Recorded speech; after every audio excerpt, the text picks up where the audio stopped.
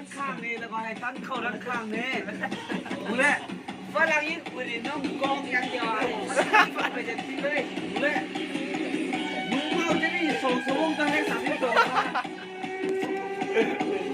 เจ็ดเลยมันรออยู่มันกูไม่ได้ก็แล้ว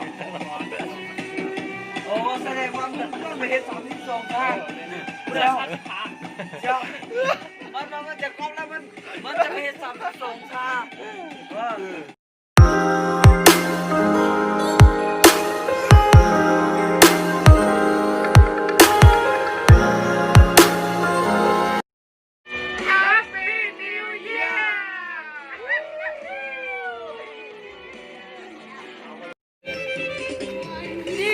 วันนี้ปีใหม่เราเมาไอ้ไฟให้สุขสำราญสว่า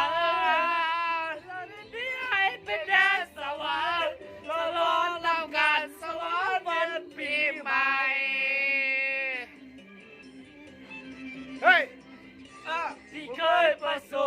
บจนมาได้พบกันอีกต่อไปเข้าบอกใจที่เศร้าบอกใจว่าใจใช่32ท่า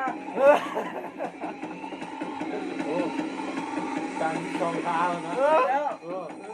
32นะตัวเองจะอุ้มแดงเอาเทพราเป้ฟื้นเอาฝรั่งยิ้มคุยมาเนี่ยขอร้อนๆนี่เจ้าเราไม่เห็นคนเสี้ยนห้อยฟ้า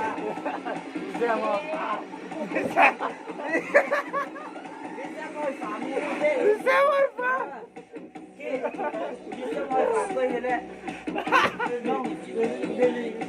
เจ้ามึงไม่กดฟังลืมตลอดมีเสี้ยนห้อยฟ้าเคยเห็นแหละตลอดเลี้ยงด้านข้างนี่แล้วก็ให้ตั้งเข้าด้านข้างนี่ดูแลฝรั่งญี่ปุ่นนี่น้องกองอย่างเดียว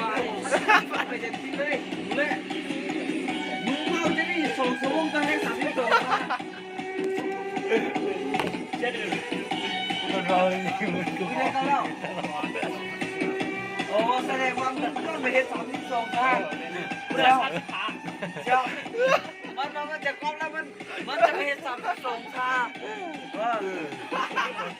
เนี่ยเจ้าเชื่อมรามเป้ฟื้นฝรั่งญี่ปุ่นบนมีเชื่อมหอยฟ้าเดี๋ยวลิงอุ้มแตงมึงเคยแล้วโอ้พันมันหมดเลยเขาไป32กูดิ39เลย